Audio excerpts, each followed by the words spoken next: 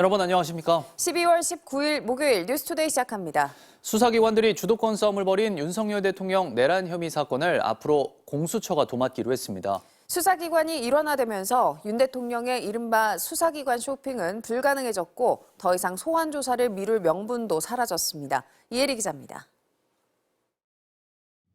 12.3 내란 사태의 우두머리로 지목된 윤석열 대통령에게 경쟁적으로 소환 통보를 이어가던 검찰과 고위공직자 범죄수사처. 검찰이 공수처에 윤 대통령 사건을 이첩하기로 했습니다. 대검찰청은 협의 결과 피의자 윤석열 대통령과 이상민 전 행정안전부 장관 사건을 공수처로 넘기기로 했다고 밝혔습니다. 공수처도 김용현 전 국방장관 등 나머지 피의자들에 대한 이첩 요청은 철회하기로 했습니다. 중복 수사에 따른 논란이 커지자 오동훈 공수처장과 이진동 대검차장이 만나 이같이 이첩 범위에 합의한 겁니다.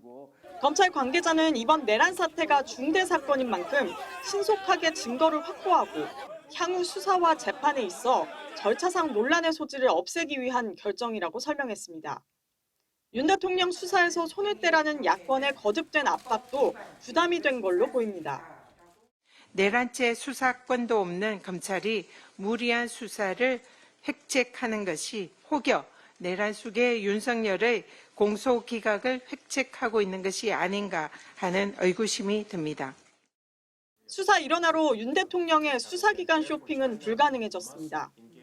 윤 대통령 측이 출석 거부 논리로 삼았던 경쟁적 수사 상황도 정리된 만큼 더 이상 소환 조사에 응하지 않을 구실도 사라졌습니다.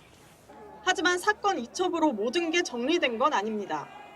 검찰이 수사 중인 계엄군 핵심 지휘부 혐의가 윤 대통령 내란 혐의 입증에 결정적 영향을 미치는 만큼 향후 수사 공조는 불가피한 상황입니다. 김용현 전 국방장관과 계엄 당시 육군참모총장, 특전사령관, 수방사령관, 방첩사령관 등 계엄군 지휘부 신병은 모두 검찰이 확보하고 있습니다. 또 공수처는 윤 대통령에 대한 직접 기소 권한이 없어 조사를 마친 뒤에는 다시 사건을 검찰에 넘겨야 합니다.